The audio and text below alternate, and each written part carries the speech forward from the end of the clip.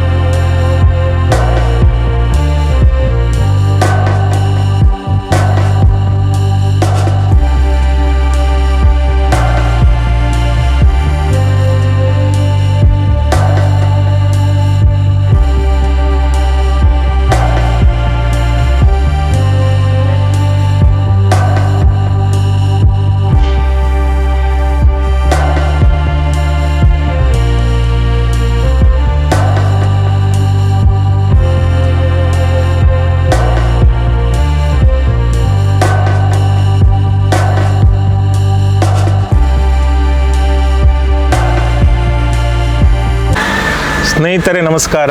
ನಮ್ಮೊಂದಿಗೆ ಭಾರತ ಹಾಕಿ ತಂಡದ ಡಿಫೆಂಡರ್ ಸುನಿಲ್ ಪಾಲಾಕ್ಷಪ್ಪ ಬೆನ್ನೂರ ಅವರು ಇದ್ದಾರೆ. ಅತ್ಯಂತ ಕಡು ಬಡತನದಿಂದ ಬಂದಂಥ ಸುನಿಲ್ ಸರಕಾರಿ ಕ್ರೀಡಾ ಹಾಸ್ಟೆಲ್ನಲ್ಲಿ ಓದಿ ಅನಂತರ ಭಾರತೀಯ ಕ್ರೀಡಾ ಪ್ರಾಧಿಕಾರದಲ್ಲಿ ತರಬೇತಿ ಪಡೆದು ಇವತ್ತು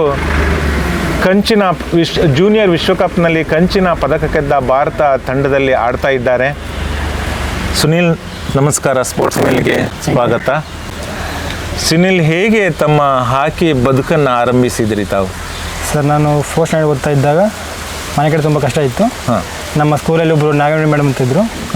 ಅವ್ರಿಗೆ ಒಂದು ಲೆಟ್ರ್ ಬರುತ್ತೆ, ಇಲ್ಲಿಂದ ಶಿವಮೊಗ್ಗದ ಒಂದು ಲೆಟ್ರ್ ಬರುತ್ತೆ ಅವರಿಗೆ. ಲೆಟ್ರ್ ಬಂದ ಮೇಲೆ ನಾವು 4th ಯಾರು ಓದ್ತಾ ಇದ್ವಲ್ಲ ಅವ್ರನ್ನ ಕರ್ಕೊಂಡು ಹೋದ್ರು. ಇಲ್ಲಿ ಆನವಟ್ಟಿಯಲ್ಲಿ ಒಂದು ಕಾಲೇಜ್ ಇದೆಯಲ್ಲ, ಅಲ್ಲಿ ಒಂದು ಗ್ರೌಂಡ್ ಇದೆ, ಅಲ್ಲಿ ಕರ್ಕೊಂಡು ಹೋಗಿ ಓಡಿಸಿದ್ರು.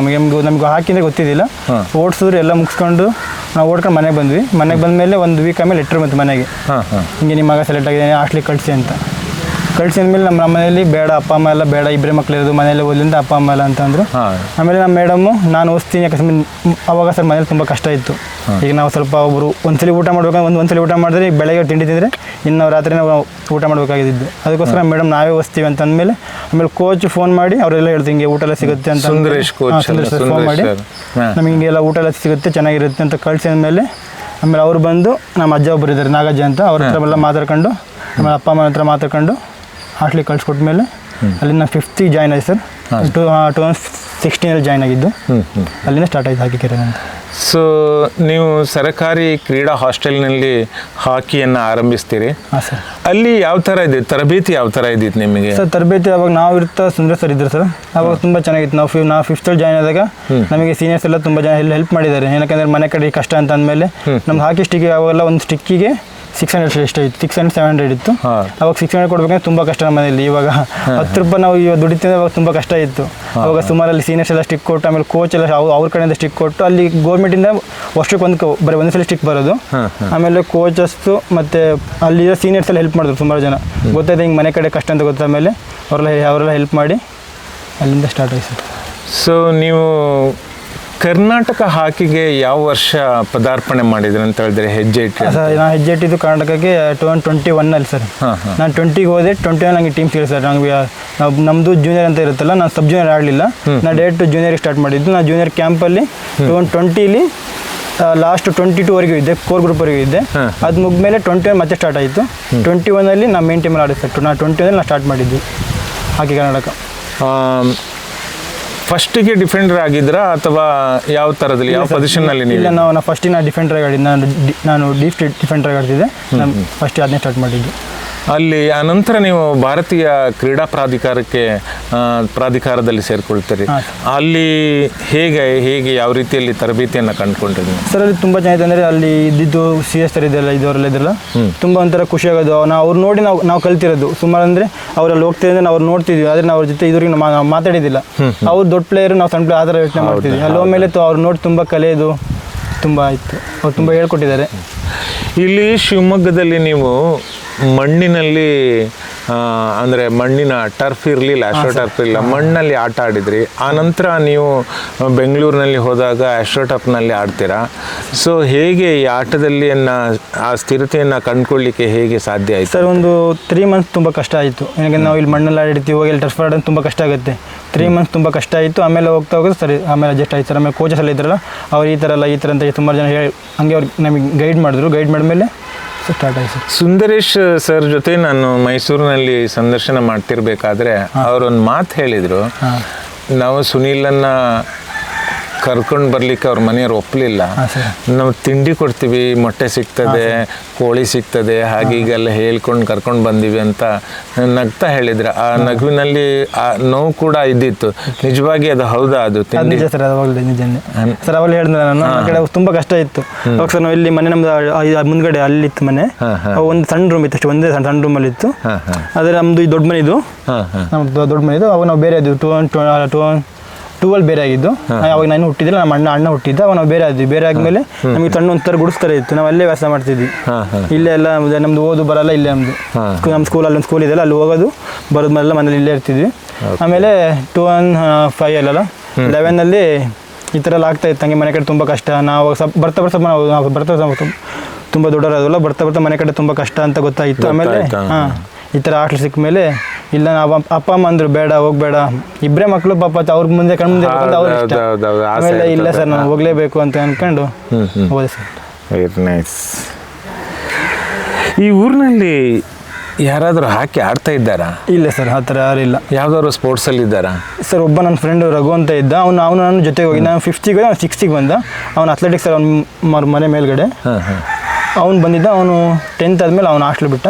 ನಾನು ಕಂಟಿನ್ಯೂ ಮಾಡಿದ್ದೆ. ನೀವು ಮನೆಯ ಕಷ್ಟವನ್ನು ಅತಿ ಹತ್ತಿರದಿಂದ ನೋಡಿದವರು, ಏನೋ ಸಣ್ಣ ಕೃಷಿಯನ್ನು ಮಾಡ್ಕೊಂಡಿದ್ದೀರಿ. ಈ ನಡುವೆ ನೀವು ಬೆಂಗಳೂರಿಗೆ ಹೋದಾಗ ಅಥವಾ ಶಿವಮೊಗ್ಗಕ್ಕೆ ಹೋದಾಗ ಅಲ್ಲಿಯ ಜನರು ದುಡಿಯುತ್ತಿರೋದನ್ನು ಕಂಡು ನನಗೆ ಈ ಹಾಕಿ ಬೇಡಪ್ಪ, ಎಲ್ಲಾದರೂ ಒಂದು ಕಡೆ ದುಡ್ಕೊಂಡು ನಮ್ಮ ಹೆತ್ತವ್ರನ್ನ ನೋಡ್ಕೊಳ್ತೀನಿ ಅಂತ ಒಂದು ಭಾವನೆ ಯಾವತ್ತಾದ್ರೂ ಅನಿಸಿದೆಯಾ? ನಾನು 10th ಓದ್ತಾ ಅವಾಗ ನಮಗೆ ಕೊರೋನಾ ಬಂತು ಸರ್. ಕೊರೋನಾ ಬಂದೆಲ್ಲ ಆಫ್ ಆಯ್ತಲ್ಲ, 2019 ಲಾಕ್ಡೌನ್ ಆಯ್ತಲ್ಲ. ಅವಾಗ ಅನಿಸ್ತು ಈಗ ಕೊರೋನಾ ಬಂದಿದೆ, ಅಕಸ್ಮಾತ್ ಹಾಕಿ ಸ್ಟಾರ್ಟ್ ಮಾಡಿದ್ರೆ 2 ವರ್ಷ ಗ್ಯಾಪ್ ಆಗಿರುತ್ತೆ, ಮತ್ತೆ ಕಂಟಿನ್ಯೂ ಮಾಡೋಕ್ಕೆ ತುಂಬ ಕಷ್ಟ ಆಗುತ್ತೆ. ಎಲ್ಲ ಓದೋದು ಬಿಟ್ಟು ಮನೆ ಕಡೆ ಹೋಗಿ ಅಪ್ಪ ಅಮ್ಮ ಚೆನ್ನಾಗಿ ನೋಡ್ಕೊಂಡು ಆ ಥರ ಎಲ್ಲ ಮೈಂಡಲ್ಲಿ ಬಂತು. ಆಮೇಲೆ ಅಣ್ಣ ಬಂದು ನಾವು ಕೂಡ್ಸ್ಕೊಂಡು ಸುಮಾರು ಬುದ್ಧಿವಾದ ಹೇಳ್ದ. ಇವಾಗ ಅಪ್ಪ ಅಮ್ಮ ಕೆಲಸ ಮಾಡ್ತಾರೆ, ಇವಾಗ ನೀನು ಹಾಸ್ಟೆಲ್ ಓದ್ತಾ ಇದೀಯಾ, ಈಗ ನಿನ್ನ ಮೇಲೆ ನಾವೆಲ್ಲ ಡಿಪೆಂಡ್ ಆಗಿದ್ದೀವಿ. ಇವಾಗ ನೀನು ಹಾಸ್ಟೆಲ್ ಬಿಟ್ಟರೆ ಈಗ ಮತ್ತೆ ನಿಮ್ಮ ಮನೆ ಕಡೆ ಬಂದರೆ ಜನ ಏನು ಅನ್ಕೊಂತಾರೆ. ಆ ಥರ ನಂಗೆ ಸುಮಾರು 1 ಗಂಟೆ ಕೂತ್ಕೊಂಡು ಬುದ್ಧಿವಾದ ಹೇಳ್ದ, ಈ ಥರ ಅಂತ. ಆಮೇಲೆ ಅವನು ಈ ಥರ ಹಂಗೆ ಸರ್ ಗೊತ್ತಾಯಿಲ್ಲ ಹಾಸ್ಟೆಲ್ ಕಷ್ಟ ಆಗುತ್ತೆ ಅಂತ ಗೊತ್ತಾಯಿಲ್ಲ ಅವನಿಗೆ. ಹಂಗಂದರೆ ಈಗ ಹಾಸ್ಟೆಲ್ ಫೀಸ್ ಕಟ್ಟಬೇಕು, ಕಾಲೇಜ್ ಫೀಸ್ ಕಟ್ಟಬೇಕು ಅಂದಾಗ ಸರ್ ಅವನು ಓದೋದು ಬಿಟ್ಟ ಸರ್. ನಾನು ಏನಕ್ಕೆ ನನ್ನಿಂದ ಅವನು ಓದೋದು ಬಿಟ್ಟು ಇವಾಗ ಅವನು ಹೊಸ್ತಿಕೊಂಡು ನಾನು ಇಲ್ಲಿ ಬಂದಿದ್ದೆ ಅಂದರೆ ನಮ್ಮ ಅಣ್ಣ ನಮ್ಮ ಅಪ್ಪ ಅಮ್ಮ ಕಾರಣ ಅಂತ ಹೇಳ್ತೀನಿ. ನಂಗೆ ತುಂಬ ಇಷ್ಟ ನಮ್ಮ ಅಣ್ಣನೇ. ನಾವು ಇದುವರೆಗೆ ಅವ್ನು ಹೇಳಿದ ಮಾತು ಒಂದು ಇಲ್ಲ ಅಂತ ಹೇಳಿಲ್ಲ. ಇಷ್ಟೆಲ್ಲ ಆಗ್ಬೇಕಂದ್ರೆ ಅಣ್ಣ ಅಂತ ಹೇಳಕ್ಕೆ ತುಂಬ ಇಷ್ಟಪಡಿಸ್ತೇನೆ ನನಗೆ. ಅದಕ್ಕೆ ನಾನು ಎಲ್ಲೇ ಹೋದ್ರು, ನಾನು ಎಲ್ಲೇ ಫಸ್ಟ್ ಯಾವುದೇ ಒಂದು ಟೀಮ್ ಸೆಲೆಕ್ಟ್ ಆದರೂ ಅಣ್ಣಂಗೆ ಕಾಲ್ ಮಾಡ್ತೀನಿ, ಅಪ್ಪಂಗೆ ಕಾಲ್ ಮಾಡ್ತೀನಿ. ಅಪ್ಪ ನಾನು ಸೆಲೆಕ್ಟ್ ಆದೆ, ಅಣ್ಣ ಹೆಲ್ಪ್ ಮಾಡ್ತೀನಿ, ನಂಗೆ ಸೆಲೆಕ್ಟ್ ಆದೆ ಅಂತ. ಆಮೇಲೆ ಸರ್ ನಂಗೆ ತುಂಬ ಜನ ಹೆಲ್ಪ್ ಮಾಡಿದ್ದಾರೆ. ಒಬ್ಬಳು ಹುಡುಗಿ ಹೆಲ್ಪ್ ಮಾಡಿ, ಅವಳ ಹೆಸರು ಹೇಳಲ್ಲ, ತುಂಬ ಜನ ಹೆಲ್ಪ್ ಮಾಡಿದ್ದಾರೆ. ಒಂದು ಹುಡುಗಿ ಮಾತ್ರ ತುಂಬ ಹೆಲ್ಪ್ ಮಾಡೋದು. ತುಂಬ ಅಂದರೆ ನಮ್ಮ ಅಪ್ಪ ಅಮ್ಮಂಗೆ ಎಲ್ರಿಗೂ ಗೊತ್ತು, ತುಂಬ ಹೆಲ್ಪ್ ಮಾಡೋದು. ಏನಂದರೆ ಅವಳಿಗೆ ಗೊತ್ತಾಯ್ತು ಮನೆ ಕಡೆ ಯಾವ ಥರ ಕಷ್ಟ ಅಂತ. ಈಗ ನಾವು ಓದೋದಾಗಲಿ, ಅಕಸ್ಮಾತ್ ಈಗ ನಾವೊಂದು ನೋಟ್ಸ್ ತಗೋಬೇಕಂತ ಅಂದರೆ ಅವಳು ತುಂಬ ಹೆಲ್ಪ್ ಮಾಡಿದ್ಲು. ಅವಳು ನನ್ನ ಜೊತೆಗೆ, ನಾನು ಅವಳು 5th ಹಾಸ್ಟೆಲ್ ಸ್ಟಾರ್ಟ್ ಮಾಡಿದ್ದು. ಅವ್ರು ಎಲ್ಲಿಯವ್ರು ಅಂತ ಕೇಳ್ಬೋದಾ ಸರ್? ಅವ್ರು ಶಿವಮೊಗ್ಗದವ್ರು ಸರ್. ಹೌದಾ, ಇವಾಗಲೂ ನಿಮ್ಮ ಸಂಪರ್ಕದಲ್ಲಿ ಇದ್ದಾರೆ ಸರ್, ಇದ್ದಾರೆ. Very nice.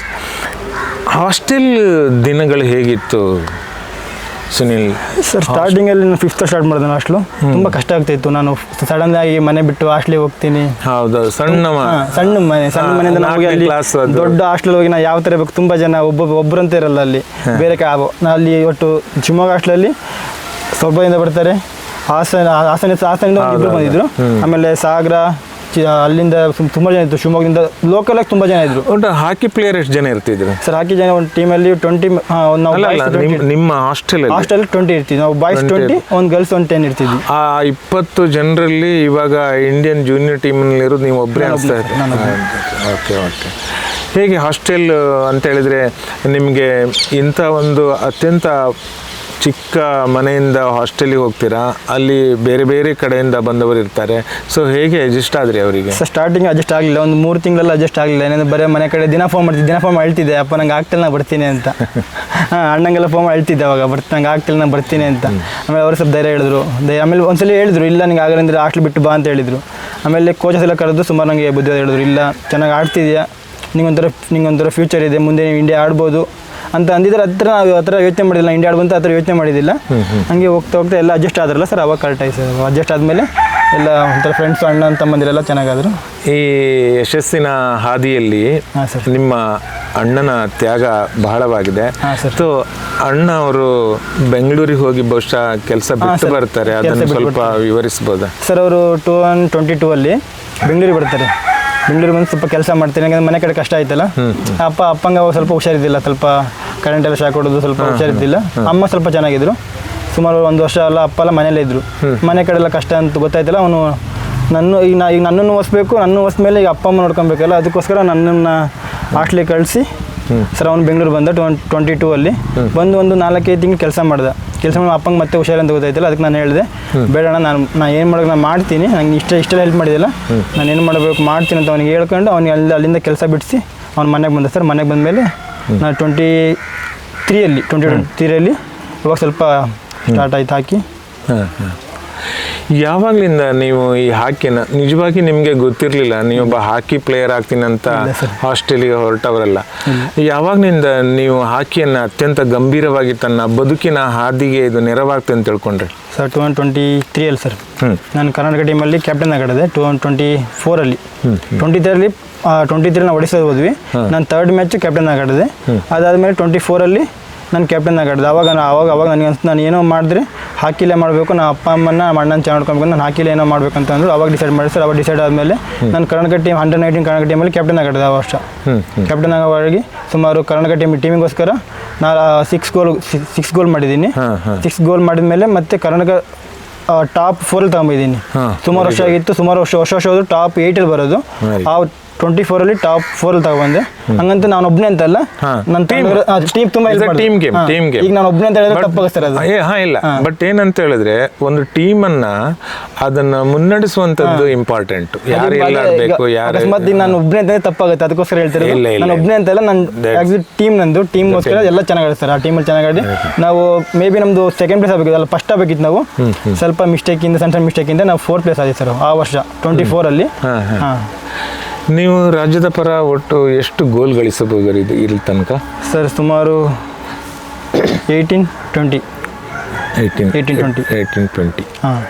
ಸೊ ನಿಮಗೆ ಈ ಹಾದಿಯಲ್ಲಿ, ಹಾಕಿ ಬದುಕಿನ ಹಾದಿಯಲ್ಲಿ ನಿಮ್ಮ ಮೇಲೆ ಯಾರು ಹೆಚ್ಚು ಪ್ರಭಾವ ಬೀರ್ತಾರೆ ಹಾಕಿ ಪ್ಲೇಯರ್ ಆಗಿ?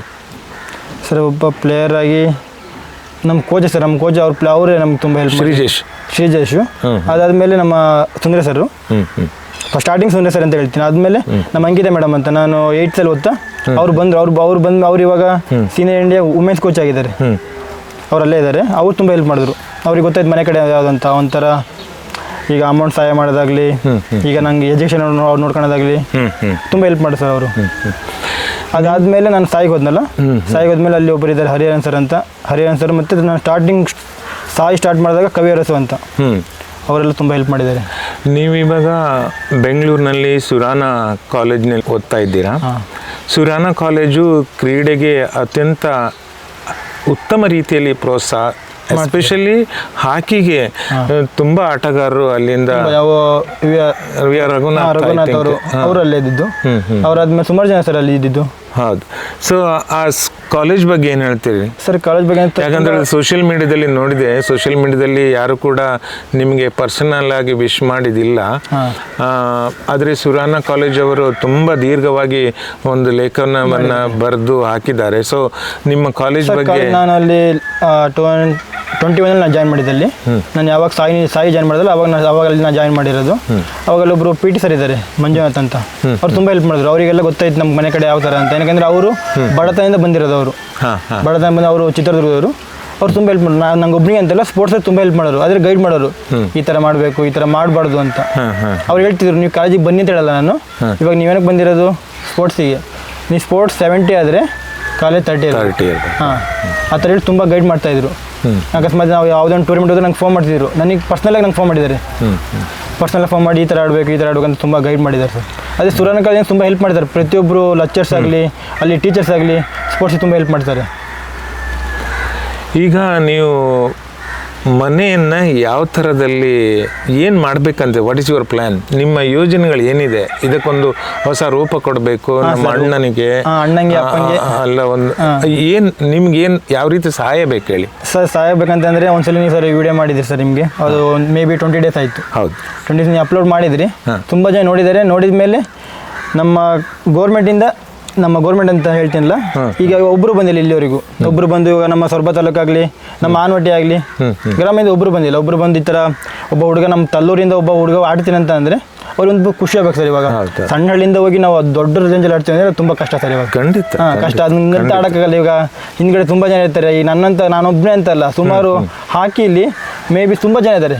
ನಾ ಕರ್ನಾಟಕದ ಅಂತೆಲ್ಲ, may be Punjab, Haryana, may be ತುಂಬ ಕಷ್ಟದಲ್ಲಿ ಇರುವವರೇ ಹಾಕಿಲ್ಲ. ತುಂಬ ಮೇನ್ ಅಂದರೆ ತುಂಬ ಆಡ್ತೀನಿ. ಪಂಜಾಬಲ್ಲಿ ತುಂಬ ಜನ ಇದ್ದಾರೆ. ಆ ಜಾಗದಲ್ಲಿ ಹೋಗಿ ನಾನು ಒಬ್ಬ ಆಡ್ತೀನಿ ಅಂದರೆ ತುಂಬ ಹೆಮ್ಮೆ ಆಗುತ್ತೆ. ಅದು ಆ ಥರ ಆದಮೇಲೂ ನಾವು ಸ್ಟೂಡೆಂಟಾಗಿ ಹೇಳ್ತೀನಿ ಅಂತಂದರೆ, ನಮ್ಮ ಮನೆಗೆ ಇದುವರೆಗೂ ಬಂದು ಒಬ್ಬರು ಯಾರು ಈ ಥರ ಮಾಡಬೇಕಾದ್ರೆ ನಿಮ್ಗೆ ಈ ಥರ ಹೆಲ್ಪ್ ಮಾಡ್ಬೋದು ಇದಕ್ಕೆ ಕೇಳಿದೆ ಸರ್. ನಾನು ಕೇಳ್ಕೊಳ್ಳೋದು ಅಂತಂದರೆ, ಸ್ವಲ್ಪ ಇದನ್ನ ನೋಡ್ಕೊಂಡವ್ರು ಬಂದು ಸ್ವಲ್ಪ ಹೆಲ್ಪ್ ಮಾಡಿ ಮನೆ ಕಡೆ ಅಂತ ಹೇಳ್ತೀನಿ ಸರ್. ಮತ್ತು ನಾ ಈಗ ದೊಡ್ಡದಾಗಿ ತುಂಬ ಹೇಳಲ್ಲ. ಇಲ್ಲ, ಅಟ್ಲೀಸ್ಟ್ ಗುರುತಿಸುವಂಥದ್ದು ಸರ್, ಅದೇ ಗುರುತಿಸುವಂಥದ್ದು ಆಗಬೇಕು. ನೋಡಿ, ಒಬ್ಬ ಇಂಟರ್ನ್ಯಾಷನಲ್ ಹಾಕಿಪಟು, ಈ ದೇಶದ ಹಾಕಿಪಟು, ಅವರು ತಮ್ಮ ನೋವನ್ನು ಹೇಳಿಕೊಳ್ತಾ ಇರ್ತಾರೆ, ನಗಾಡ್ತಾ ಹೇಳ್ತಾ ಇದ್ದಾರೆ. ಆಹಾ, ಆ ನಗುವಿನ ಹಿಂದೆ ನೋವಿದೆ.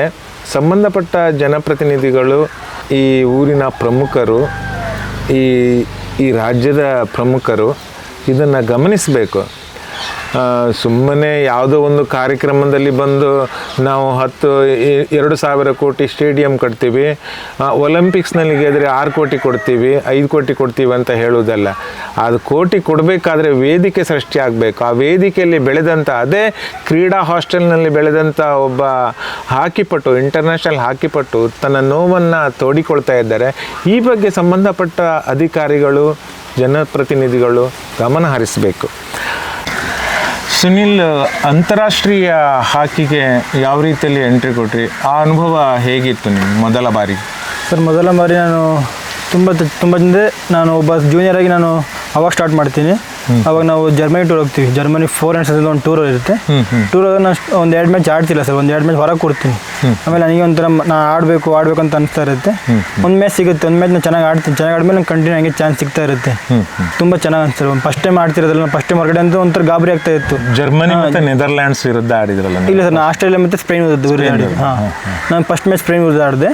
ಒಂಥರ ತುಂಬ ಗಾಬರಿ ಆಗ್ತಾ ಇತ್ತು. ಈಗ ಮ್ಯಾಚ್ ಆದದ್ದು ಎಲ್ಲಿ? ಜರ್ಮನಿಲಾಗಿದ್ದು. ಜರ್ಮನಿಲಾಗಿದ್ದು ಒಂಥರ ಗಾಬರಿ ಆಗ್ತಾ ಇರ್ತಿತ್ತು. ಈಗ ನಾನು ಫಸ್ಟ್ ಮ್ಯಾಚ್ ಇಂಡಿಯಾಗೋಸ್ಕರ ಫಸ್ಟ್ ಮ್ಯಾಚ್ ಆಡ್ತಾ ಇದ್ದೀನಿ. ನಂದು ಇದು ಡೆಬ್ಯೂ ಮ್ಯಾಚ್, ಫಸ್ಟ್ ಮ್ಯಾಚ್ ಆಡ್ತಾ ಇದ್ದೀನಿ. ಬಾಲ್ ಮಿಸ್ ಮಾಡಿದ್ರೆ ಕೋಚಸ್ ಯಾವ ಥರ ನಾನು ಟ್ರೀಟ್ ಮಾಡ್ತಾರೆ, ಬೈತಾರೆ ಅಂತ ಯಾವ ಥರ ನಾನು ಯೋಚನೆ ಮಾಡ್ತಿದ್ದೆ. ಆ ಥರ ಏನು ಸರ್, ಒಂದೆರಡು ಮಿಸ್ಟೇಕ್ ಆದರೂ ಕೋಚಸ್ ಹೇಳೋರು, ಈ ಥರ ಮಾಡಬೇಡ, ಈ ಥರ ಮಾಡು ಅಂತ. ಅಲ್ಲಿಂದ ಹಾಗೆ ಸ್ಟಾರ್ಟ್ ಆಯ್ತು ನನ್ನ ಕೆರಿಯರ್. ಅಲ್ಲಿಂದ ಸ್ಟಾರ್ಟ್ ಆಯಿತು, ಜರ್ಮನಿಯಿಂದ ನಂದು ಸ್ಟಾರ್ಟ್ ಆಯಿತು. ಅಲ್ಲಿ ಗೋಲ್ ಏನಾದರೂ ಇಲ್ಲ ಅಂತ ಹೇಳಿದ್ರೆ ಗೋಲಿಗೆ ನೆರವಾಗುವಂಥದ್ದು ಏನಾದರೂ? ಇಲ್ಲ ಸರ್, ಚಾನ್ಸ್ ಸಿಕ್ಕಿಲ್ಲ. ಅದು ಮುಗಿದ ಮೇಲೆ ನಾವು ಮಲೇಷ್ಯಾಗೆ ಹೋಗ್ತೀವಿ ಸರ್ ಟೂರ್ನಮೆಂಟು. ಅಲ್ಲಿ ಸುಲ್ತಾನ್ ಜೋರ್ ಕಪ್ ಅಂತ ಸುಲ್ತಾನ್ ಜೋರ್ ಕಪ್ ಅಂತ ಅಲ್ಲಿ ನನಗೆ ಅಲ್ಲಿಂದ ಸ್ಟಾರ್ಟ್ ಆಗಿದೆ ಸರ್. ಕೆರಿಯರ್ ಸ್ಟಾರ್ಟ್ ಆಗಿದ್ದೆ ಮೇ ಬಿ ಹೇಳ್ಬೇಕಂದ್ರೆ ಸುಲ್ತಾನ್ ಜೋರ್ ಕಪ್ಪಿಂದ. ಪ್ರೊಫೆಷನಲಿ ನಿಮಗೆ ಒಂದು ಗ್ರೋತ್ ಆಗಿ ನಂಗೆ ಒಂಥರ ಫೀಲ್ ಒಳಗಿಂದ ಫೀಲ್ ಆಗ್ತಾ ಇತ್ತು. ನಾನು ಆಡ್ತೀನಿ ಅಂತ ಅವಾಗ ಸ್ಟಾರ್ಟ್ ಆಯ್ತು. ನಾನು ಅವಾಗ ಮೇನ್ ಲೆವೆಲ್ ಆಡ್ತಾ ಇದ್ದೆ. ಅವಾಗಿಂದ ಅಲ್ಲಿ ನಂಗೆ ಚಾನ್ಸ್ ಸಿಕ್ತು. ನೆದರ್ಲ್ಯಾಂಡ್ ಮೇಲೆ ಸ್ಕೋರ್ ಮಾಡಿದ್ದೀನಿ ಸರ್. ಅಲ್ಲಿ ಇಂಡಿಯಾಕ್ಕೋಸ್ಕರ ಸ್ಕೋರ್ ಮಾಡಿದ್ದೀನಿ. ಈಗ ಹಾಕಿ ಭಾಳ ತಾಂತ್ರಿಕವಾಗಿ ಮುಂದುವರೆದಿದೆ ಅಂತ ಹೇಳಿದರೆ ಟೆಕ್ನಿಕಲಿ ತುಂಬ ಅಳವಡಿಸ್ತಾ ಇದ್ದಾರೆ ಇಂಟರ್ನ್ಯಾಷನಲ್ ಮ್ಯಾಚ್ಗಳಲ್ಲಿ. ಸೊ ನೀವು ಇಲ್ಲೊಂದೊಂದು ಹಳ್ಳಿಯಿಂದ ಹೋಗಿ ನೀವು ಅದನ್ನು ಅಪ್ಲೈ ಹೇಗೆ ಮಾಡಿಕೊಂಡ್ರಿ ನೀವು ಇದನ್ನು? ಸರ್ ಅದರಿಂದ ನಮ್ಮದು ನಾನು ಹೇಳಿದೆ ಸರ್, ಈಗ 2020 ಕರ್ನಾಟಕ ಸ್ಟಾರ್ಟ್ ಮಾಡಿ ಅಂತ ಹೇಳಿದ್ನಲ್ಲ, ನಾವು 2024 ಕ್ಯಾಪ್ಟನ್ ಆಗಿರೋದಲ್ಲ. ಆವಾಗ ಅಲ್ಲಿ ಸೆಲೆಕ್ಟರ್ ಬರ್ತಾರೆ. ಹಾಕಿ ಇಂಡಿಯಾ, ನಮ್ದು ಹಾಕಿ ಇಂಡಿಯಾ ಅಂತ ಇದೆಯಲ್ಲ, ಹಾಕಿ ಇಂಡಿಯಾದಿಂದ ಸೆಲೆಕ್ಟರ್ ಬರ್ತಾರೆ ಸುಮಾರು ಜನ. ಅಲ್ಲಿ ಸೆಲೆಕ್ಟ್ ಮಾಡ್ತಾರೆ ಯಾರು ಚೆನ್ನಾಗಿದ್ದಾರೆ, ಯಾರು ತುಂಬ ಚೆನ್ನಾಗಿ ಆಡಿದ್ದಾರೆ. ಅಕಸ್ಮಾತ್ ನಮ್ಗೆ ಇಂಡಿಯಾ ಟೀಮಿಗೆ ಯಾರು ಇನ್ನೇನು ಬರ್ಬೋದು ಮುಂದೆ ಫ್ಯೂಚರ್ ಇರ್ತಲ್ಲ, ಆ ಥರ ಸೆಲೆಕ್ಟ್ ಮಾಡ್ಕೊಂಡು ನಮ್ಮದು 21 ಏಜ್ ಅವ್ರನ್ನ ತಗೊಂಡು ಹೋಗ್ತಾರೆ. ನಮ್ಮದು 19 21. ಅಕಸ್ಮಾತ್ ಬಿಲೋ 18 ತಗೊಂತಾರೆ. ತುಂಬ ಮತ್ತೆ ಮುಂದೆ ಅವ್ರ ಫ್ಯೂಚರ್ ಇರುತ್ತೆ, ನಮ್ಮ ಇಂಡಿಯಾಗೋಸ್ಕರ ಆಡ್ತಾರೆ ಅಂತಂದರೆ ಅವ್ರನ್ನ ಕರ್ಕೊಂಡು ಹೋಗಿ ಅಲ್ಲಿ ಪ್ರಾಕ್ಟೀಸ್ ಮಾಡಿಸ್ತಾರೆ. ಅವ್ರು ಇಂಡಿಯಾಕ್ಕೆ ಆಡ್ತಾನಂತ ಅವ್ರ ಸರ್ ಅವ್ರಿಗೆ ನೋಡ್ತಾ ಇರ್ತಾರಲ್ಲ, ಇವನು ಆಡ್ತಾನೆ ಇವನು ಆಡಲ್ಲ ಅಂತ ಇದ್ದಾಗ ಒಂದು ಟೀಮ್ ಮಾಡಿ ಆ ಟೀಮಿಂದ ತಗೊಂಡು ಹೋಗ್ತಾರೆ. ಭಾರತ ಮೊದಲ ಬಾರಿಗೆ ವಿಶ್ವ ಜೂನಿಯರ್ ಹಾಕಿ ಚಾಂಪಿಯನ್ಶಿಪ್ನಲ್ಲಿ ಕಂಚಿನ ಪದಕ ಗೆಲ್ತದೆ. ಇದು ಅತ್ಯಂತ ರೋಚಕವಾದಂಥ, ಅತ್ಯಂತ ಕುತೂಹಲದಿಂದ ಕೂಡಿದಂಥ ಪಂದ್ಯವಾಗಿತ್ತು. ಆ ಪಂದ್ಯದಲ್ಲಿ ಸುನಿಲನ್ನು ನಾವೆಲ್ಲ ನೋಡಿದ್ದೀವಿ. ಅದಕ್ಕಿಂತ ಹಿಂದಿನ ಸೆಮಿಫೈನಲ್ನಲ್ಲಿ ಸೋತಾಗ ಹೇಗೆ ಅನಿಸ್ತು ಸರ್? ಸೋತಾಗ ತುಂಬ ಸರ್ ನಾವು ಜರ್ಮನಿ ಮೇಲೆ ಒಂದು ಟೂರ್ನಮೆಂಟ್ ಸರ್, ನಾನು ಹೇಳಿದ ಜರ್ಮನಿ ಹೋಯ್ತು ಅಂತ ಹೇಳಿದ್ನಲ್ಲ, ಅವಾಗ ಅವ್ರ ಮೇಲೆ ನಾವು 7-2 ನಾವು ಸೋತಿದ್ವಿ ಸರ್. ಅವ್ರ ಲಾಸ್ ಆಗಿತ್ತು. ಎಲ್ಲರ ಮನೇಲಿ ಅದೇ ಹೊಡ್ತಾ ಇತ್ತು, ಅವ್ರ ಮೇಲೆ ಸೋತಿದ್ವಿ ಸೈಕಾಲಜಿ ಹೊಡ್ತಾ ಇತ್ತು ಎಲ್ಲರ ಮೈಂಡಲ್ಲಿ, ನಾವು ಅವ್ರ ಮೇಲೆ ಸೋತಿದ್ವಿ ಅಂತ. ನಮ್ಮ ಹುಡುಗರು ಫುಲ್ಲು ಒಂಥರ ಸೈಕಾಲಜಿ ಆಗಿ ಫ್ರೀ ಆಗಿ ತಗೊಂಡ್ಬಿಟ್ರು, ಮಾನಸಿಕವಾಗಿ ಆ ಥರ ತಗೊಂಡು ಸ್ವಲ್ಪ ಮ್ಯಾಚ್ ಸ್ವಲ್ಪ ಗಡಿಬಿಡಿ ಆಯ್ತು ಸರ್ ಅಲ್ಲಿ. ಆಮೇಲೆ 3rd ಪ್ಲೇಸ್ ಆಡ್ತಾ ನಾವು 2 ಡೌನ್ ಸರ್. 2 ಡೌನ್ ಆಗಿ ಆಮೇಲೆ ಲಾಸ್ಟ್ 11 ಮಿನಿಟ್ಸ್ ಇರ್ತಾ ನಾವು 4 ಸ್ಕೋರ್ ಮಾಡಿ 4 ಗೋಲ್ ಹೊಡೆದು ಗೆದ್ದಿರ ಸರ್. ಇವಾಗ ಜರ್ಮನಿ, ನೀವು ಹಾಕಿಯನ್ನು ಅಬ್ಸರ್ವ್ ಮಾಡ್ತಾ ಇರ್ತೀರಾ, ಜರ್ಮನಿ ಯಾಕೆ ಅಷ್ಟು ಫಾರ್ವರ್ಡ್ ಇದೆ? ಏನು ಅವರಲ್ಲಿ ನೀವೇನು ಕಂಡುಕೊಂಡ್ರಿ ಜರ್ಮನಿ? ಸರ್ ಅಂದರೆ ಅವ್ರದ್ದು ತುಂಬ ಫಿಟ್ನೆಸ್ ಲೆವೆಲ್ ಸರ್ ಸೇಮ್ ಇರುತ್ತೆ. ಅವರು ಬಾಲ್ ತಗೊಂಡು ತುಂಬ ಓಡ್ತಾರೆ ಸರ್. ನಾವು ಅವ್ರದ್ದು ತುಂಬ ಅಂದರೆ ಸ್ಕಿಲ್ ಎಲ್ಲ ತುಂಬ ಚೆನ್ನಾಗಿರುತ್ತೆ. ಈಗ ನಮ್ಮದು ಚೆನ್ನಾಗಿದೆ, ಆ ಥರ ಚೆನ್ನಾಗಿಲ್ಲ ಅಂತ ಹೇಳ್ತಿಲ್ಲ, ನಮ್ಮದು ಚೆನ್ನಾಗಿದೆ, ತುಂಬ ಚೆನ್ನಾಗಿದೆ. ಆ ಥರ ಅಂದರೆ ಅವ್ರ ಫಿಟ್ನೆಸ್ ಬಾಲ್ ತಗೊಂಡು ಓಡ್ತಾ ಇರ್ತಾರೆ, ಓಡ್ತಾನೆ ಇರ್ತಾರೆ. ಆ ಥರ ಸರ್ ಅವ್ರು ತುಂಬ ಸ್ಪೀಡ್ ಗೇಮ್ ಸರ್ ಅವ್ರದ್ದು. ನಮ್ಮ ಥರ ಸ್ಲೋ ಮಾಡೋದಾರೆ, ತುಂಬ ಸ್ಪೀಡ್ ಗೇಮು, ಸ್ಪೀಡ್ ಆಡ್ತಾನೆ ಇರ್ತಾರೆ. ಈ ನಾನೊಂದು ಪಾಸನ್ನು ನೋಡಿದೆ, ಅದು ಈ ಬಾರಿ ಜೂನಿಯರ್ ಟೀಮ್ನಲ್ಲಿ ಭಾಳ ಜಾಸ್ತಿ ಇದೆ ಅಂತ ಹೇಳಿದ್ರೆ, ಚೆಂಡನ್ನು ಒಂದು ಕಡೆ ಫ್ಲೈ ಮಾಡಿ scoop ball sir, scoop ball ಅಂತ ಹೇಳ್ತಾರೆ. ಸ್ಕೂಪ್ ಅದು ಯಾಕೆ, ಅದು ಎಷ್ಟು ಜಾಸ್ತಿ ಬಳಕೆ ಆಗ್ತಿದೆ ಬೇರೆಯವರಿಗಿಂತ ಸರ್? ಬೇರೆ ಅಂದರೆ ಸರ್ ತುಂಬ ಅಂದರೆ ನಮಗೆ ಈಗ ನಾವು 5 ಮೀಟರ್ಸ್ ಇದ್ರೆ, ಒಂದು 5 ಮೀಟರ್ ಅಂತ ಇರುತ್ತಲ್ಲ, 5 ಮೀಟರ್ ಒಳಗೆ ಅದು ಇದ್ರೆ ನಾವು ಅದನ್ನ ರಿಸೀವ್ ಮಾಡ್ಬೋದು. ತುಂಬ ಲಾಂಗ್ ಅಂದರೆ ಈಗ ನಾವು ಒಬ್ಬರಿಗೆ ಪಾಸ್ ಕೊಡೋದ್ರಿಂದ ಹಲವು ಬಾರಿ ಚೆಂಡು ಹೊರಗಡೆ ಔಟಿಗೆ ಹೋಗ್ತಾ ಇತ್ತು. ಸ್ಕೂಪ್ ಬಾಲ್ ಹಂಗೆ ಸರ್. ಏನಂದರೆ ಇವಾಗ ನಾವು ಹತ್ತಿರ ಪಾಸ್ ಕೊಡೋಕ್ಕಿಂತ ನಾವು ದೂರ ಪಾಸ್ ಕೊಟ್ಟರೆ ನಮಗೆ ಸ್ಕೋರ್ ಮಾಡೋದು ತುಂಬ ಆಪರ್ಚುನಿಟಿ ಸಿಗುತ್ತೆ. ಆ ಥರ ಅದು ಇವಾಗ ಇಂಡಿಯಾದಲ್ಲಿ ತುಂಬ ಅದೇ ಆಗ್ತಾ ಇರೋದು. ಸ್ಕೂಪ್ ಬಾಲ್ ಹಾಕೊಂಡು ತುಂಬ ಜನ ಆಗ್ತಾಯಿದೆ. ಅದು ಜಾಸ್ತಿ ಇಂಡಿಯಾದಲ್ಲಿ ನಾನು ಹೇಳ್ತೇನೆ, ಇಂಡಿಯಾದಲ್ಲಿ ತುಂಬ ಜಾಸ್ತಿ ಆಗ್ತಾ ಇದೆ ಇವಾಗ. ಯಾಕಂದರೆ ಒಂಥರ ಯಾವ ಥರ ಹೇಳ್ಬೋದು ಅದಕ್ಕೆ, ಒಂಥರ ತುಂಬ ಸುಲಭವಾದ ದಾರಿ ಅಂತ ಹೇಳ್ಬೋದು. ಕನ್ನಡದಲ್ಲಿ ತುಂಬ ಅದರಲ್ಲಿ ಅಕ್ಯುರೇಸಿ ಇರಬೇಕು, ವೈಡ್ ಆಗಿ ಆಚೆ ಹೋಗ್ಬಿಡುತ್ತೆ, ಔಟ್ ಹೋಗ್ಬಿಡುತ್ತೆ, ಇನ್ನೊಬ್ರಿಗೆ ಬಾಲ್ ಸಿಗುತ್ತೆ. ಅದಕ್ಕೋಸ್ಕರ ತುಂಬ ಸುಲಭವಾದ ದಾರಿ ಅಂತ ಹೇಳ್ಬೋದು. ಸೊ ನೀವು ಒಬ್ಬ ಅದ್ಭುತವಾದ ಕೋಚು, ಅವರ ಬದುಕು ಮತ್ತು ನಿಮ್ಮ ಬದುಕಿನ ಹಾದಿಯಲ್ಲಿ ಯಾವುದೇ ರೀತಿಯಾದಂಥ ವ್ಯತ್ಯಾಸವಿಲ್ಲ. ಶ್ರೀಜೇಶ್, PR ಶ್ರೀಜೇಶ್ ಅತ್ಯಂತ ಕಷ್ಟದಲ್ಲಿ ಬಂದಂಥ ಆಟಗಾರ. ಪ್ಯಾಡು ಅದು ಯಾವುದೋ ನಿಮ್ಮ ಮೆಟೀರಿಯಲ್ಸ್ ತೆಗೆದುಕೊಳ್ಳಿಕ್ಕೆ ಅವರಲ್ಲಿ ಹಣ ಇಲ್ಲದೆ ಅವ್ರ ತಂದೆ ಧನವನ್ನು ಮಾರಿ ಅವರಿಗೆ ತಂದು ಕೊಡ್ತಾರೆ ಅಂತ ಹಿಂದೊಮ್ಮೆ ಅವರನ್ನು ಸಂದರ್ಶನ ಮಾಡಿದಾಗ ನನಗೆ ಗೊತ್ತಾಯಿತು. ಇವತ್ತು ಕೂಡ ನೀವು ಕೂಡ ಅದೇ ಕಷ್ಟದಿಂದ ಬಂದವರು. ಸೊ ಅವರೇ ನಿಮಗೆ ಕೋಚ್ ಆಗಿದ್ದಾರೆ. ವಾಲ್ ಆಫ್ ಇಂಡಿಯನ್ ಹಾಕಿ ಅಂತಲೇ ನಾವು ಅವ್ರನ್ನ ಕರಿತೀವಿ. ಸೊ ನಿಮಗೆ ಅವರು ಯಾವ ರೀತಿಯಲ್ಲಿ ಖುಷಿ ಆದರು, ಯಾವ ರೀತಿಯಲ್ಲಿ ನಿಮಗೆ ಸಪೋರ್ಟ್ ಮಾಡ್ತಾ ಇದ್ದಾರೆ? ಸರ್ ಸಪೋರ್ಟ್ ಮಾಡಿ ಸರ್, ತುಂಬ ಗೈಡ್ ಮಾಡ್ತಾರೆ ಸರ್. ಇವಾಗ ತುಂಬ ಗೈಡ್ ಅಂದರೆ ತುಂಬ ಹೇಳ್ತಾ ಇದ್ರು, ಈ ಥರ ಮಾಡಬೇಕು, ಈ ಥರ ಮಾಡಬಾರ್ದು ಅಂತ. ಈಗ ಪರ್ಸ್ನಲ್ ಕರೆದು ಹೇಳೋದು ಬೇರೆ, ಗ್ರೂಪಲ್ಲಿ ಹೇಳೋದು ಬೇರೆ. ಪರ್ಸ್ನಲ್ ಕರೆದು ತುಂಬ ಜನ ಹೇಳಿದ್ದಾರೆ, ಹೇಳಿ ಈ ಥರ ಆಡಬೇಕು, ಈ ಥರ ಆಡಬಾರ್ದು, ಟೀಮಲ್ಲಿ ಬರಬೇಕು ಅಂದರೆ ಯಾವ ಥರ ಕಷ್ಟಪಡಬೇಕು ಸರ್. ಆ್ಯಕ್ಚುಲಿ ಆಗಿ ಎಲ್ರಿಗೂ ಹೇಳ್ತಾ ಇರ್ತಾರೆ, ಗ್ರೂಪಲ್ಲಿ ಎಲ್ಲರೂ ದಿನ ಮೀಟಿಂಗ್ ಮಾಡ್ತಾ ಇರ್ತಾರೆ, ಮೀಟಿಂಗಲ್ಲಿ ಹೇಳ್ತಾ ಇರ್ತಾರೆ ಎಲ್ರಿಗೂ ಒಂಥರ ಹೆಂಗೆ ಎಲ್ಲರೂ ಅನ್ಕೊಂತಾರೆ ಸ್ಪೋರ್ಟ್ಸ್ ಅಂದರೆ ಬರೀ ಆಡ್ತಾ ಇರ್ತಾರೆ ಅಂತ ಸರ್. ಆ ಥರ ನಿಜವಾಗ್ಲೂ ಇಲ್ಲ. ಇವಾಗ ನಾವು ಬೆಳಗ್ಗೆ 6 ಎದ್ರೆ ಬರೋದು 9 ಆಗುತ್ತೆ, ಬ್ರೇಕ್ಫಾಸ್ಟ್ ಮಾಡ್ಕೊಂಡು ಮತ್ತೆ ನಾವು ರೆಸ್ಟ್ ಮಾಡ್ಕೊಂಡು ಸಂಜೆ 3 ಇಂದ 7 ಆಗುತ್ತೆ. 7 ಮುಗಿದ್ಮೇಲೆ ಮತ್ತೆ ನಾವು ಡಿನ್ನರ್ ಮಾಡ್ಕೊಂಡು ಮತ್ತೆ ನಮ್ಗೆ 8 ಇಂದ 9ವರೆಗೆ ಮೀಟಿಂಗ್ ಇರ್ತಿತ್ತು. ಮೀಟಿಂಗಲ್ಲಿ ಇದನ್ನೆಲ್ಲ ಹೇಳ್ತಾ ಇರ್ತಿದ್ರು ಸ್ಪೋರ್ಟ್ಸ್ ಬಗ್ಗೆ, ಯಾವ ಥರ ಆಡಬೇಕು, ಯಾವ ಥರ ಆಡಬಾರ್ದು, ಯಾವ ಥರ ನಾವು ಡಿಸಿಪ್ಲಿನ್ ಆಗಿರಬೇಕು, ಅದನ್ನು ತುಂಬ ಜನ ಹೇಳ್ತಾರೆ. ಅದನ್ನು ತುಂಬ ಜನ ಹೇಳಿದ್ದಾರೆ ಸರ್. ಈ ಸೋತಾಗ ಕೋಚ್ಗಳ ಅಭಿಪ್ರಾಯ ಹೇಗಿರುತ್ತೆ, ಯಾವ ಥರ ಇರ್ತದೆ? ಅಂದರೆ ನಾವು ನೋಡಿರೋದಿಲ್ಲ, ನಾವು ನಮಗೂ ಬೇಜಾರಾಗ್ತದೆ, ನಿಮಗೂ ಬೇಜಾರಾಗಿರ್ತದೆ, ಅವ್ರಿಗೆ ಯಾವ ಥರ ಬೇಜಾರಾಗ್ತದೆ ನಮ್ಗೆ ಗೊತ್ತಿರೋದಿಲ್ಲ. ಸೊ ನಿಮ್ಗೇನಾದ್ರು ಜೋರು ಮಾಡ್ತಾರಾ? ಇಲ್ಲ ಸರ್, ನಾವು ಗೆದ್ದಾಗ ಒಂಥರ, ಅವ್ರು ಗೆದ್ದಾಗ ನಮಗೆ ಒಂಥರ ಹೇಳ್ತಾ ಇರ್ತಾರೆ ಈ ಥರ ಆಡಬೇಕು ಅಂತ. ಸೋತ ಮೇಲೆ ಏನಕ್ಕಂದ್ರೆ ಈಗ ಪರ್ಸ್ನಲ್ ಆಗಿ ಮೈಂಡ್ ಸ್ವಲ್ಪ ಡೈವರ್ಟ್ ಆಗಿರುತ್ತೆ. ಈಗ ಸೋತಿರ್ತೀವಿ ಅಂತ ಮಕ್ಳಿಗೆ ಯಾವ ಥರ ಆ ಥರ ಹೇಳೋದಿಲ್ಲ. ಹಿಂಗೆ ಸೋತ ಮೇಲೆ ಬಂದು ಬೈಯೋದು ಆ ಥರ ಯಾವತ್ತೂ ಇದುವರೆಗೂ ಬೈದಿಲ್ಲ ಸರ್ ಅವರು. ಗೆದ್ಮೇಲೆ ಹೇಳ್ತಾರೆ, ಈ ಥರ ಆಡಬೇಕು ಅಂತ. ಸೋತ ಮೇಲೆ ಒಂಥರ ಈಗ ನಮ್ಮದು ಒಂಥರ ಪರ್ಸ್ನಲ್ ಆಗಿ ನಾವು ಸೋತೀವಿ ಅಂತ ನಮ್ಗೆ ಮೈಂಡಲ್ಲಿ ಓಡ್ತಾ ಇರುತ್ತಲ್ಲ, ಅದಕ್ಕೋಸ್ಕರ ಆ ಥರ ಯಾವತ್ತೂ ಹೇಳಿಲ್ಲ sir. So Sreejesh is your best coach I think. Yes sir, best coach, good coach. Okay. Sunil, ಭಾರತೀಯ ಹಾಕಿಗೆ 100 ವರ್ಷದ ಸಂಭ್ರಮವನ್ನು ಆಚರಿಸ್ತಿದ್ದೀವಿ. ಅಂಥ ಒಂದು ಅದ್ಭುತವಾದಂಥ ಒಂದು ಅಮೃತ ಗಳಿಗೆಯಲ್ಲಿ ನೀವು ಭಾರತದ ಹಾಕಿಗೆ ವಿಶ್ವಕಪ್ನಲ್ಲಿ ಕಂಚಿನ ಪದಕವನ್ನು ತಂದುಕೊಟ್ಟಿದ್ದೀರಿ. ಹೇಗೆ ಅನಿಸ್ತಾ ಇದೆ? ನಿಮ್ಮ ಅಲ್ಲಿಯ ಅಟ್ಮಾಸ್ಫಿಯರ್ ಹೇಗಿತ್ತು ಅಂತ? ಸರಿ ಅಂದರೆ ತುಂಬ ಖುಷಿಯಾಗಿದೆ ಸರ್. ನಾವು ಇಂಡಿಯನ್ಸ್ ಆಗಿ ನಾವು ಇಂಡಿಯಾದಲ್ಲಿ ಆಡ್ತೀವಿ, ನಮ್ಮಂತ ಖುಷಿ ಆಗ್ತಾ ಇರುತ್ತೆ. ಸುಮಾರು 9 ವರ್ಷ ಆಯ್ತು ಸರ್ ನಮ್ಮ ಇಂಡಿಯಾಗೆ ಮೆಡಲ್ ಬಂದಿಲ್ಲ. ಸುಮಾರು 4th ಪ್ಲೇಸ್ ಆಗ್ತಾ ಇತ್ತು. 2016ನಲ್ಲಿ ಗೋಲ್ಡ್ ಆಗಿತ್ತು. ಅದಾದಮೇಲೆ ಬರೀ 4th ಪ್ಲೇಸ್ ಆಗ್ತಾ ಇರ್ತಿತ್ತು. ನಾವೆಲ್ಲ ನಾವು ಪ್ಲೇಯರ್ಸ್ ಆಗಿ ನಾವು ಪ್ರತಿಯೊಂದು ಮ್ಯಾಚ್ ಹೋಗ್ತೀವಿ ಅಂದರೆ ಮೀಟಿಂಗ್ ಮಾಡ್ತೀವಿ ಪ್ಲೇಯರ್ಸ್ ಆಗಿ.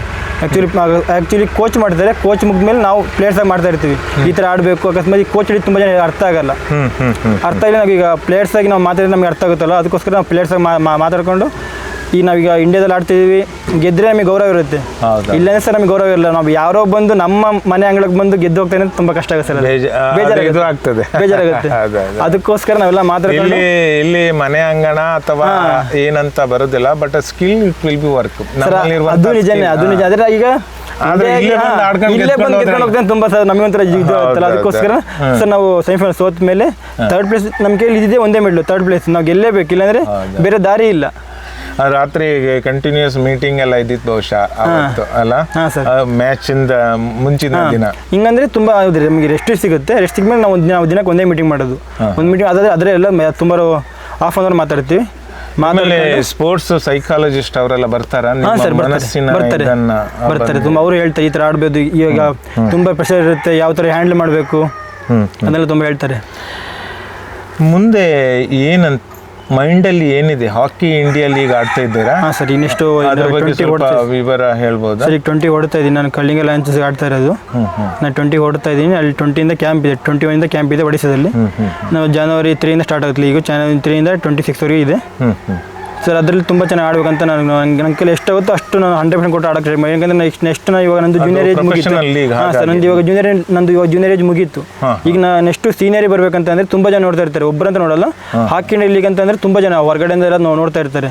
ಅದ್ರಲ್ಲಿ ನಾವು ಯಾವ ಥರ ಆಡ್ತೀನಿ ಅದ್ರ ಬಿಟ್ಟು ಅಕಸ್ಮಾತ್ ನಾವು ಜಾಬಿಗೆ ಹೋಗ್ಬೇಕಂತಂದ್ರು ತುಂಬ ಜನ ನೋಡ್ತಾ ಇರ್ತಾರೆ. ಈ ಹುಡುಗ ತುಂಬ ಜನ ಇದ್ದಾನೆ, ಇವ್ನು ಕರ್ಕೊಬೇಕು ಬೇಡ ಅಂತ.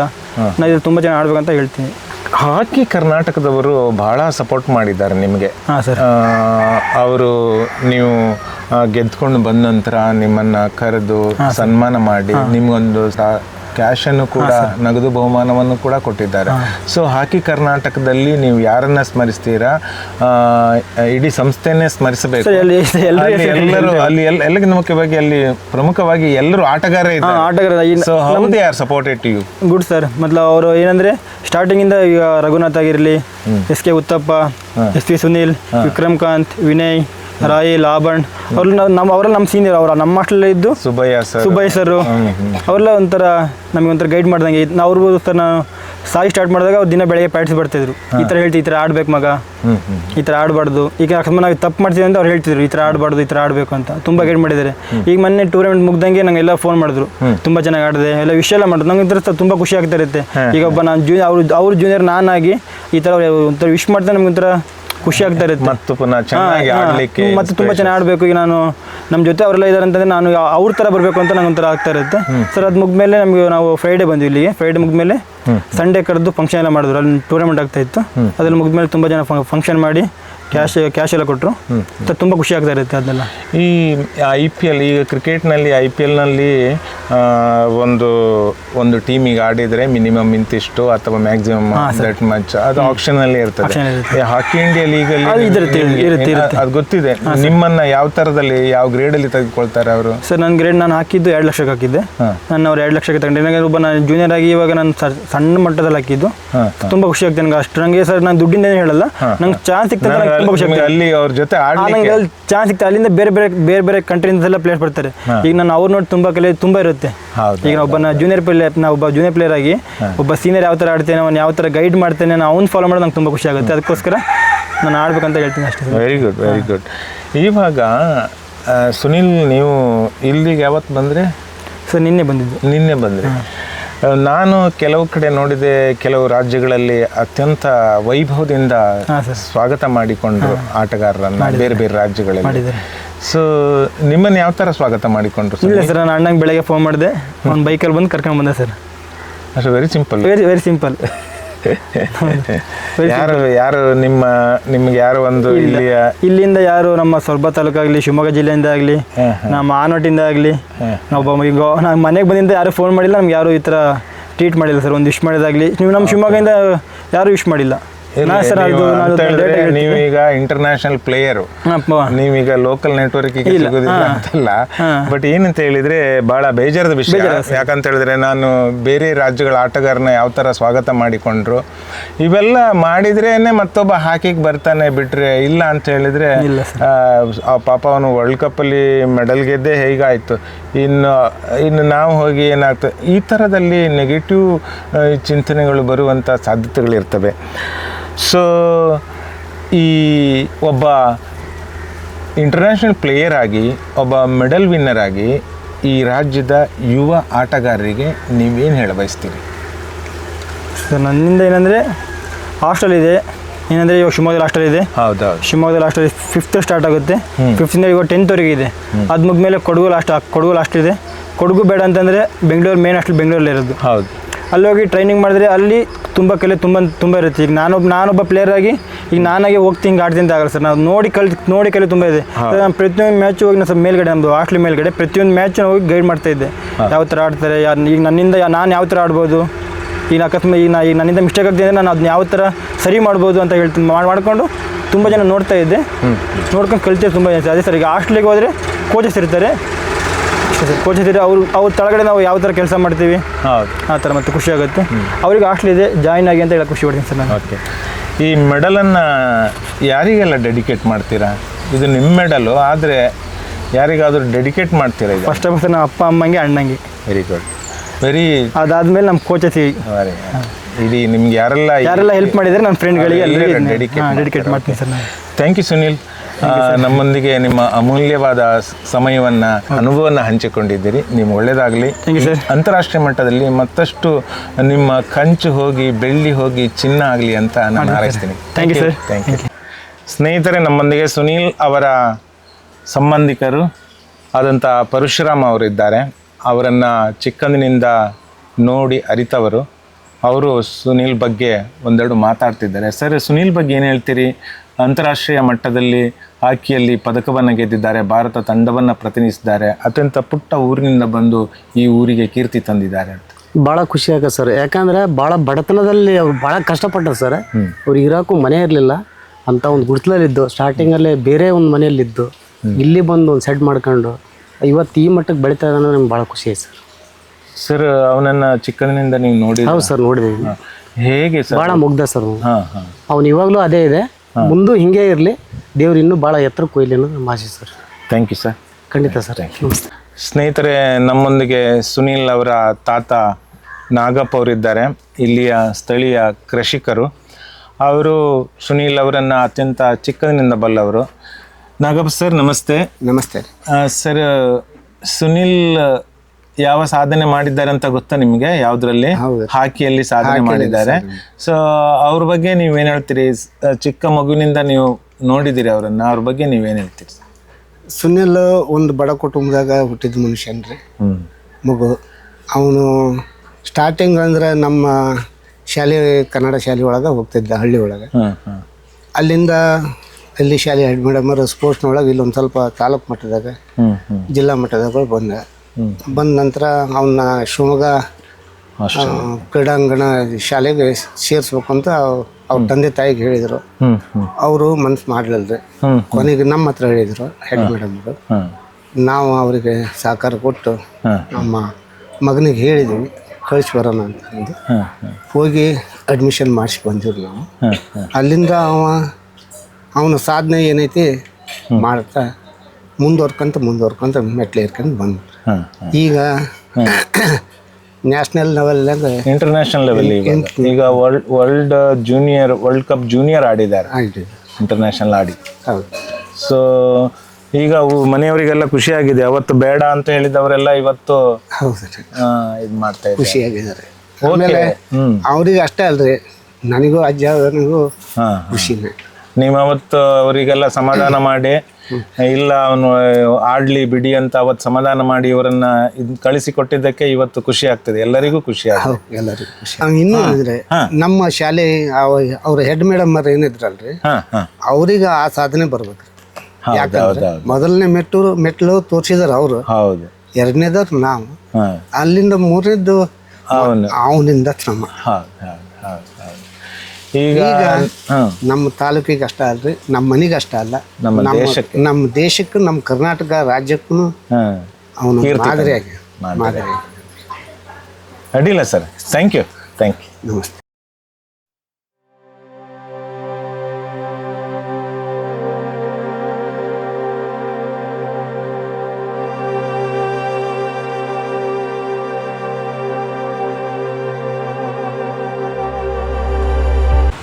ಸ್ನೇಹಿತರೆ, ನೋಡಿದ್ರಲ್ಲ, ನಾವು ಸುನೀಲ್ ಅವರ ಜೊತೆ ಮಾತಾಡಿದ್ದೀವಿ.